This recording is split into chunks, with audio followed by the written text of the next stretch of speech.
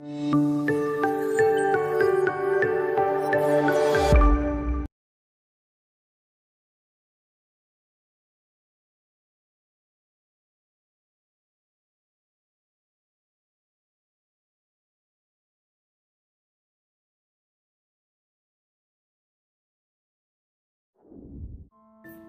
अध्याय शुणी हठात उर्मी सह देखा होता अक्षय।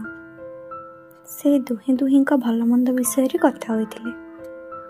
अक्षय आवश्यकता पड़े मन पकड़ उर्मी को कहते एबे आगको पुणी केबे देखा हब कही फेरी आसली। मु एते दिन पर निजर प्रिय मनीष को देखी मरुभूमि रे वर्षा ठोपा पड़ला परी मो मनर मानस पटरे प्रेमर छिटा पड़ी मो निर्जीव मन को सजीव कर देथिला। कहा जाए कि जे जहाँ पाई गढ़ा से ताको ही मिली थाए। समय भी बदली जाए। यही 10 वर्ष भितर सब किछि बदली जाइछि।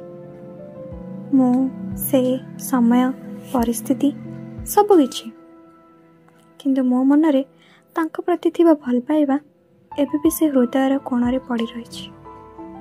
हेले जाहिर करि पारुनी। बोधे से समयटा भी खराब थिला। समय को आखि मारी किए बा बीतीछि। हारी जाई लुचि लुचि एबे भी कांदुछि।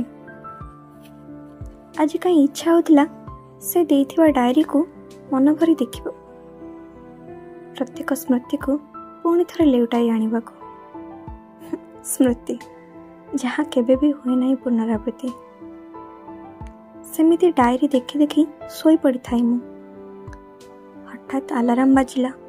मु चमकी उठी पड़ली। देखिला बेलू घंटारे 8:30। कौन करिबे एपटे 9टा बेलू ऑफिस।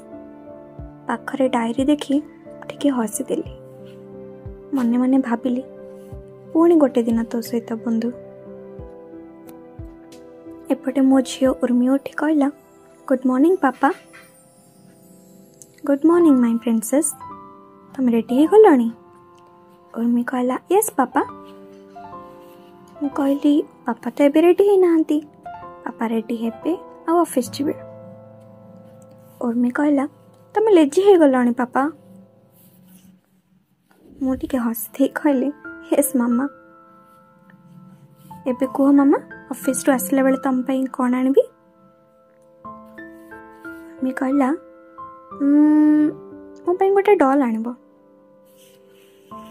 कहली ओके मामा आसला बेले आनिदेबी। एपर मु ऑफिस बाहरिली। सब बेले से बालकनी को देखे और उपस्थिति ही अनुभव करे, किंतु आज तार अनुपस्थिति अनुभव होतिला। देह तो ऑफिस रे थिला, किंतु मन उर्मी पाखरे। काहे आज एमती लगुच? उर्मी किसी असुविधा रे नहीं तो?